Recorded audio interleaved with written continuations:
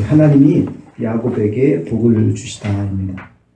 어릴 적에 경쟁 관계에 있던 쌍둥이 형에서 그를 이기기 위해서 속임수를 써가지고 팥죽 한 그릇으로 장자권을 사고, 또 우리 아버지를 속여가지고 축복을 다 받아서 쟁취했습니다. 그리고는 이제 형 에서에게 미움을 사서 도망하게 되죠. 이 삼촌 라반의 집에서 20년 동안 고생을 하고 두 아내 그리고 12아들을 거느리게 됩니다. 그리고 이제 고향으로 돌아올 때 야곱과 나를 위해서 간절하게 하나님께 매달려 기도하고 형 에서와 화해하게 되죠. 극적으로 화해해서 이제는 살만해졌습니다. 고향에 돌아왔어요. 그런데 자신의 딸 디나가 세겜의 추장의 아들에게 강간을 당하게 됩니다. 그리고 그 오빠들이 가서 복수를 해요. 사람들을 죽이고 온 거예요. 그러니까 상당한 지금 위기 가운데 있는 거죠. 그죠? 족장의 아들을 죽이고 다 했으니까 이건 전쟁이 날 수 있는 상황이거든요. 그러니까 야곱이 너무나 당황스럽게 놀란 상황에서 하나님께 예배 처소를 찾아요. 35장 5절 보면 그들이 떠났으나 하나님이 그 사면 고를 들어 크게 두려워하게 했으므로 야곱의 아들들을 추격하는 자가 없더라. 하나님의 보호 가운데서 그들이 이제 예배 처소를 찾아 베델로 올라가는 겁니다. 하나님이요, 예배를 위해 떠나면 보호해 주시는 거예요. 하나님이 섬기고자 할 때 한 걸음 내디디면 하나님이 주변으로부터 뭐예요? 해를 당하지 않도록 하나님이 붙잡아 주신다고 하는 거죠.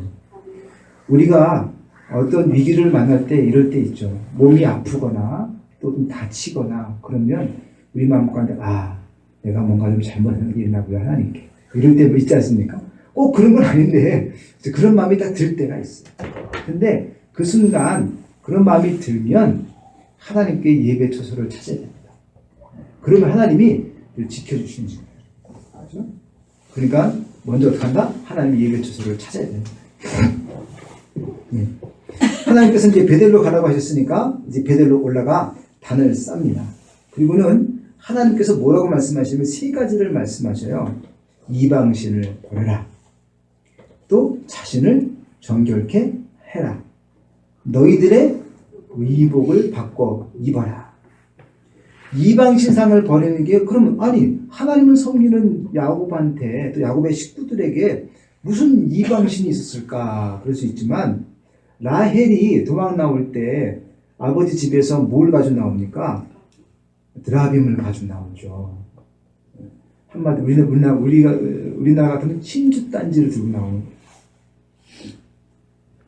그러니까 뭐예요? 지금 자기 아내는 뭐예요? 드라빔 들고 나와서 섬기고 있는 거예요. 그러니까 그것을 섬기는 건 어떡합니까? 이제 하나님께서 그것을 버리라고 말씀하시는 거죠. 두 번째, 자신을 정결케 해라. 몸을 깨끗하게 씻는 겁니다. 우상을 섬겼던 것, 또 하나님 말씀대로 순종하지 않고 이방인에게 찾아가서 이방인들의 풍습을 담고 싶어가지고 가서 구경하다가 디나가 다 한 거 아니에요? 그렇죠? 그러니까 이방인의 그 당시 보면은 우리 영화 같은 걸 보게 되면은 그 이방인들은 막 나시 옷 입고 막 그냥 히브리 사람들은 탁 푸대짜리 입고 있는데 그 사람들은 나시 옷 입고 막 이러니까 배꼽 티나고 배꼽 나오는 거 입고 있으니까 거기에 현혹돼가지고 그죠? 이쁘다 이러고 현혹돼서 디나가 다 한 거 아닙니까? 그러니까 그런 모든 것들을 어떻게 깨끗하게 씻어서 정결하게 해라. 그리고 의복을 바꿔라. 아마 우리도 이렇지 않습니까? 유행이 지난 것들은 잘 못 입게 되죠. 그죠? 그것처럼 뭔가 좀 더 이뻐 보이는 건 자꾸 입고 싶어지게 되고. 그러니까 이방인들의 옷을 자꾸 따라 입었던 것 같아요. 그러니까 어떡합니까? 그것을 바꿔 입어라. 히브리인들의 전통 옷으로 바꿔 입으라는 거예요. 깨끗한 옷으로 씻어서 또 하나님 백성 다운 옷으로 바꿔 입는 거죠. 이 옷을 바꾼다는 게 굉장히 중요한 겁니다. 여러분 군인은 군복을 입잖아요. 그렇죠? 그러면 군복을 입으면서 이 사람은 딱 각이 잡히고 그죠? 그리고 추구상 여기 바로 격려하게 되고 모자도 딱 쓰게 되죠. 그러면 군인 신분에 맞는 행동을 하게 돼요. 물론 이제 예비군 말고 예비군은 아니고. 근데 또 교복을 입는 것과 안 입는 것 좀 차이가 있는 것 같아요. 교복을 입었을 때 어떻습니까? 그래서 좀 조심하게 되죠. 그죠? 내가 학생이라고 하는 신분이 있지 않습니까? 결혼 예복을 입어봐요. 신랑 신부 딱 예복을 입어보십시오. 그럼 함부로 뭐 어디 앉을 수도 없고, 그죠? 함부로 못 하잖아요. 그것처럼 옷을 자신의 신분에 맞게 입는다는 게 매우 중요한 겁니다. 근데 이 옷은 꼭 겉옷만 말하는 게 아니에요. 삶의 습관이 바뀌는 걸 이야기하는 거예요. 옷이 바뀌면 습관이 바뀌어요. 그러니까 그리스도인이에요. 그럼 그리스도인에 걸맞는 삶, 그런 옷으로 바뀌어야 되는 거예요. 우리가. 우리 신수자님 가정이 다 식구들이 나오니까 너무 좋은 것 같아요. 그 식구들이 하고 예배드리자. 우리도 어떻게 하든지 간에 우리 자녀들이 아빠 엄마 말씀 순종해서 같이 나온다는 게 참 감사한 거예요. 아이들은 아직 다 듣지 못할 수 있어요. 그죠? 그러나 하나님이 마음 가운데 차곡차곡 쌓아놓을 수 있습니다. 자, 이방신 버리고 자신을 정결케 하고 의복을 바꾸는 것. 회개의 세 가지 조건이 있는데요. 이방신을 버린다고 하는 것은 즉 마음속에 있는 우상을 버리는 것이고 영적인 변화를 가져온다는 거예요. 그 다음에 자신을 정결케 한다는 것은 즉 내적인 마음의 변화를 말하는 겁니다. 그다음에 의복을 바꾸는 건 뭡니까? 행동이 바뀌는 거예요. 우리의 삶의 양식이 바뀌는 거예요. 영, 마음, 그리고 겉, 행위, 이것이 온전히 바뀌어야 그게 참 회개의 모습이라고 하는 거죠. 야곱의 시설들은요, 야곱이 환난 날에 내게 응답하시며 나와 함께 하시는 하나님께 제단을 쌓으려고 한다 이렇게 말하자 야곱을 따라서 순종합니다. 식구들이 뭐예요? 아버지를 따라 다 순종하는 거예요. 그러면서 뭘 버리냐면 우상도 갖다가 아버지한테 갖다 주고 다 버리겠습니다. 또 금 귀걸이 귀걸이도 버리는 거예요. 여러분 히브리 문화 속에서는 귀걸이를 한다는 건 무슨 뜻인지 아시죠? 무슨 뜻이에요? 귀걸이 한다는 거. 종. 그렇죠. 이게 내가 이제 빚을 많이 지거나 어쩔 수 없으면 종살이 하게 되잖아요. 그러면은 희년될 때 풀어주게 되죠. 근데 희년되는데 내가 풀려나고 싶지 않아. 그냥 나는 평생 종살이 하고 싶어. 주인을 잘 섬기겠습니다. 이렇게 하면은 귀를 뚫는 거예요. 문설주에다 딱 귀를 대고는 딱 뚫어요. 그리고 귀걸이를 차요. 이게 무슨 뜻이에요, 이 사람은?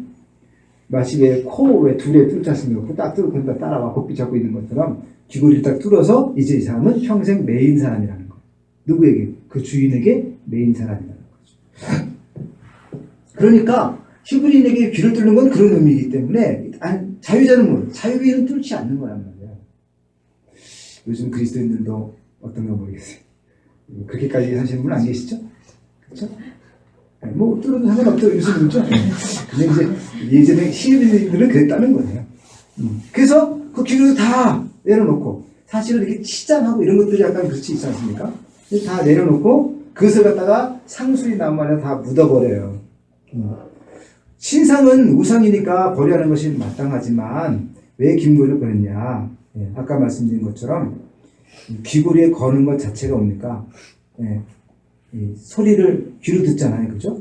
근데 우상, 세상적인 것, 본받으려고 하는 것을 끊어버리라고 하는 거죠. 또 그리고 이 귀걸이는 나를 예쁘게 돋보이게 하는 장신구에 속합니다. 인공적인 방법으로 나를 돋보이게 하려고 하는 거죠. 외식과 허영에 또 약간 그 키워드일 수 있는 게 그런 것들이죠. 그래서 외식과 허영을 벗어버리려고 하는 거예요. 우상 버립니다. 내 마음에 의지했던 거 내려놓는 거예요. 귀걸이, 내가 외적으로 그죠? 자랑하고 그죠? 외적으로 뭔가 이렇게 했던 걸 내려놓는 거예요. 이게 다 뭐예요? 하나님 앞에서 버려야 될 것들입니다. 제가 지금 말하는 귀걸이가 아니라 그죠? 우리 마음 가운데 드러내고자 하고 자랑하려고 하고 돋보이려고 이런 마음들도 내려놓을 필요가 있는 거죠. 상수리 나무에 왜 묻었느냐? 이 상수리 나무는요 우상 숭배 나무예요. 당시 상수리 나무 아래에서 우상 숭배하는 행위들을 했어요. 그래서 왜 우리나라 보통 왜 무슨 뭐 사당 그러잖아요. 마을 어귀에 왜 나무 하나 있잖아요. 막 끈 묶어놓고 막 돌멩이 쌓아놓고 그죠? 그런 것과 같은 거예요. 상수리 나무가. 그래서 거기다가 묻어버립니다. 즉 뭐예요? 이거 네 거니까 너나 가져라. 그냥 거기다 우상물을 무덤을 만들어 버립니다. 금으로 만든 신상, 금을 다 갖다 묻어 버렸습니다. 여러분, 하나님의 것은 하나님께, 가이사의 것은 가이사에게. 우리는 하나님께 속해 있기 때문에 하나님의 문화를 취해야 돼요. 자, 이렇게 하나님께서 순종한 야곱에게 하나님께서는 어떤 복을 주시느냐면 9절에서 12절 말씀하셔요. 야곱이 바단 아람에서 돌아오면 하나님이 다시 야곱에게 나타나요. 그에게 복을 주시고, 하나님이 그에게 이르실 때 내 이름이 야곱이지만은 내 이름을 다시는 야곱이라 부르지 않겠다.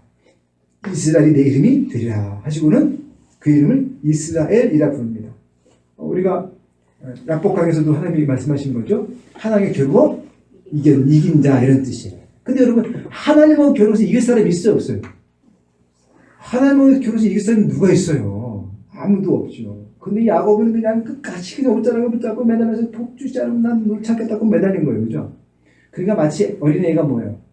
아빠랑 씨름을 하는데 그냥 이기겠다고 막 기를 쓰는 거야, 꼬마가. 여러분, 그러면 아빠가 지겠어요? 이기겠어요? 저주죠, 그죠? 저주죠. 그래서 넘어가서, 썼다, 이러고 막 그러잖아요. 그것처럼 하나님 뭐예요? 야곱이 너무 때를 쓰니까, 그래, 너 이겼다, 너 이겼어. 내가 졌다. 이러면서, 너 이스라엘이라, 이렇게 말씀하신 거예요. 내가 안 죽으니까 하나님이 죽는 거예요. 하나님이 져주시는 거예요. 그렇죠? 그리고는 말씀하시죠. 넌 이스라엘이다. 하나님이 그에게 이르실 때 나는 전능한 하나님이라. 생육하며 번성하라. 한 백성과 백성들이 총회가 내게 나오고 왕들이 네 허리에서 나으리라. 내가 아브라함과 이삭에게 준 땅을 내게 주고 내가 내 후손에게 또 그 땅을 주리라. 이렇게 말씀하셨어요. 이스라엘 백성들이 다 뿔뿔이 흩어졌다가 6.1 전쟁을 통해서 다시 이스라엘 땅을 차지하게 되는데, 그럼에도 불구하고 중동에 있는 많은 나라들이 아직도 그냥 내버려두고 있는 거 보면요, 성경에 근거해서 그들도 깜짝 못하는 것 같아요. 하나님이 주시겠다고 약속하신 땅이야. 이거 누구한테? 이스라엘에게 주시겠다고 약속하신 땅이야. 이러니까 이스라엘 사람도 여자들까지 군대 가가지고 다 철저히 지키고 있고, 이방 다른 중동까지 힘이 셈에도 불구하고 침범하지 않고, 그럼 대신 이제 그 예루살렘 성전만큼은 아직도 이방인의 땅에 속해 있어요. 그래서 나라가 두 개예요, 그 안에. 자, 근데 하여간 약속하신 대로 주시겠다고 말씀하는 거죠. 하나님께서는요, 제단을 쌓은 베델에서 야곱을 축복하시는 겁니다. 아버지 이삭의 축복이 이제 하나님을 통해서 완전해지는 거예요. 어떻게 아버지 이삭의 축복이냐? 바로 예배 자리에 설 때 그 축복이 완전해지고 그것이 예배자에게 전달되는 거예요. 우리도 마찬가지입니다. 모든 성경에 있는 복은 예배자의 자리에 설 때 하나님이 채워주시는 거예요. 예배 자리에 설 때 마음속의 우상을 버릴 수 있습니다. 내적인 마음의 변화를 가질 수 있어요. 아하, 그렇구나 깨닫게 돼요. 언제? 말씀을 들을 때. 행위를 또 고칠 수 있습니다. 깨닫지 않으면 못 고쳐요. 요즘에 그 당센터라는 게 있어요. 당센터. 이게 뭐냐면 부평 쪽인가 어느 쪽인가 당센터가 있는데, 당뇨병 환자들을 교육을 시키는 거예요.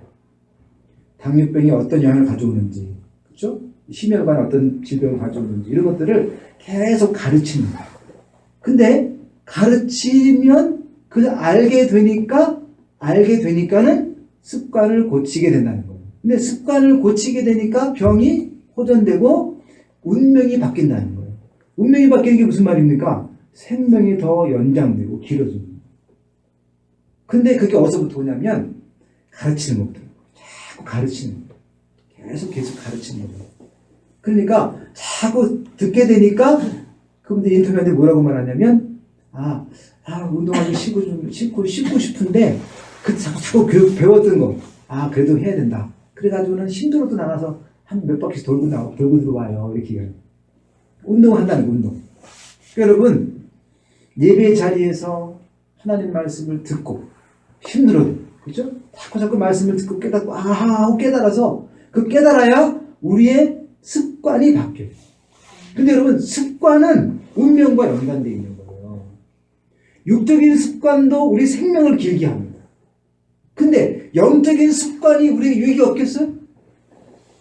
육신에 연습은 뭐예요? 약간의 유익이 있지만 경건의 훈련은 영육간에, 그죠? 영혼까지 유익한 거예요. 그러니까 진짜 유익한 게 있단 말이에요. 영적 습관이 바뀌었을 때.